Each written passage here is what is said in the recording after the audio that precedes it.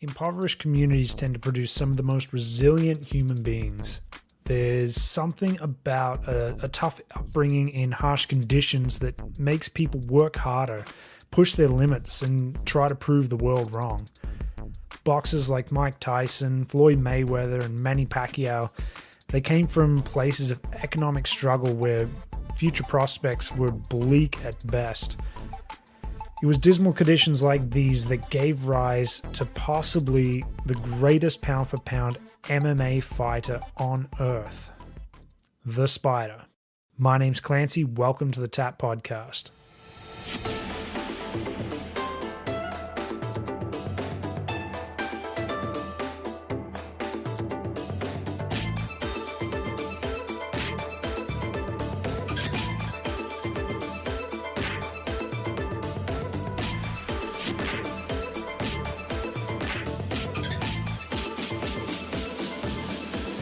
Anderson Silva was the second child of four to be born into a poverty-stricken family in Sao Palo, Brazil.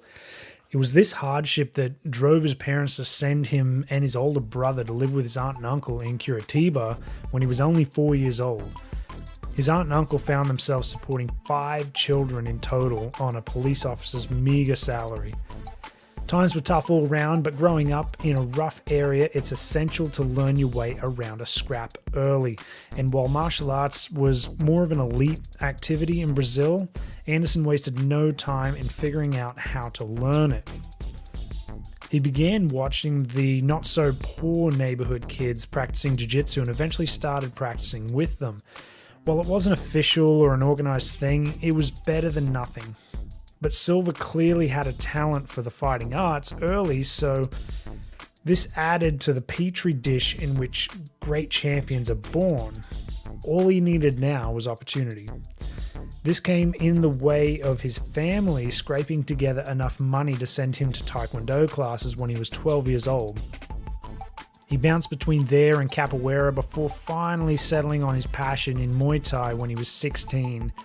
During the next 5 years, he supported his training with some less glamorous regular jobs. He found himself working everywhere from McDonald's through to, being a general file clerk, which, we see as a common trend with great people who crawl their way out of less fortunate circumstances. People who are successful will usually always do whatever it takes to make their dream work or to support their passion. Anderson made his professional debut in June of 1997, and while he claims he lost his first bout to Fabricio Marango, it was never recorded, so he essentially just chalked up a pair of wins in his debut in the brutal world of professional vale tudo in Brazil. He then went on to record his first loss to Luis Azeredo in 2000, but that kind of led him on to, preceded him on to a 9-fight win streak between 2000 and 2003 with wins not only in Brazil, but Japan as well. He competed in Shooto, winning the middleweight title, as well as Japan's premier MMA league, Pride Fighting Championship. During his early career, he was training with the Shootbox Academy, which was home to some of Brazil's best and most feared martial artists. Impressed with his raw talent, they continued to showcase his skills all over the world until a pay dispute caused Silva to leave under really bitter circumstances. This affected his career as Shootbox had a lot of pull in the MMA world, so they asked people like Pride Championship to not offer Anderson any more fights. Now, this all went down in 2003. It wasn't all bad, though. While he was training there, he had honed his skills, he developed a really solid ground game, as well as fame all over the world, with many people in the martial arts world regarding him as one of the most feared strikers in the game. As always, when one door closes, another one opens, and that open door came in the form of Antonio Nogueira, also known as Big Nog. Antonio trained Silva and improved his ground game immensely. He eventually awarded him his BJJ black belt in 2005, He also used his status in the world of martial arts to undo the career damage that shootbox had done to Anderson's career, and eventually got Anderson back on the radar with most of the major promotions.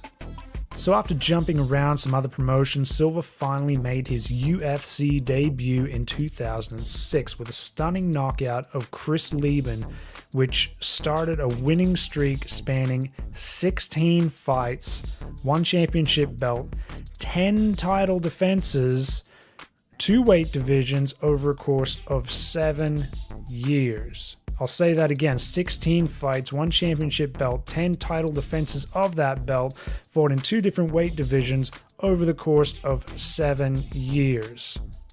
All undefeated.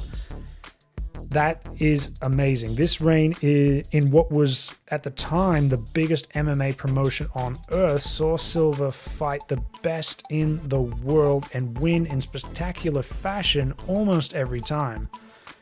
His style became a thing of legend with his hands-down evasive stance, his pinpoint striking accuracy. He was so good that he was even able to taunt his opponents in the ring during the fights, which drew a lot of controversy and a lot of dislike from some MMA fans, but it's important to remember that martial arts is more than just physical. As most seasoned competitors can tell you, it's equally psychological. This is one of the main reasons for this style of taunting. It's psychological warfare. Getting in your opponent's head can put them off their game, and it usually did for Anderson. Most people think of McGregor when it comes to smack talk and taunting, but before Conor, there was Anderson.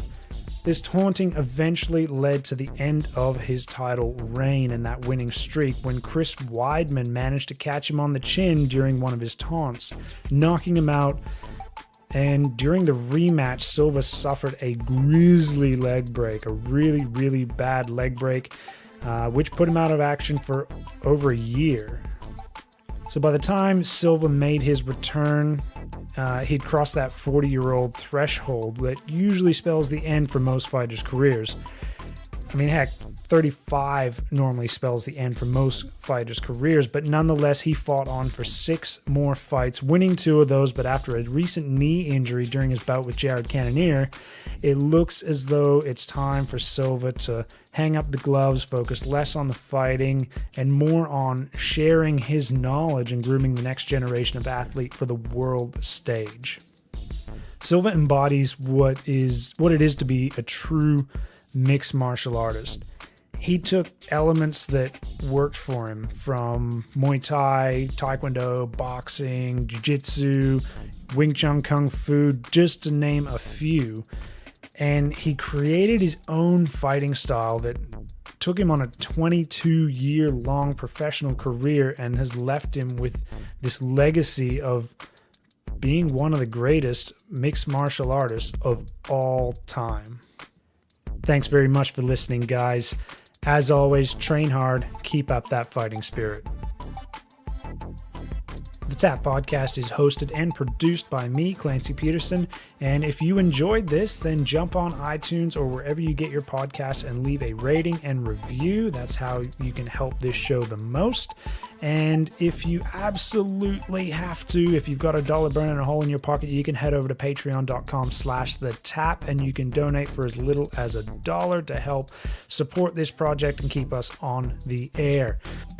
Once again, thank you so much for listening, guys, and thank you for all your support.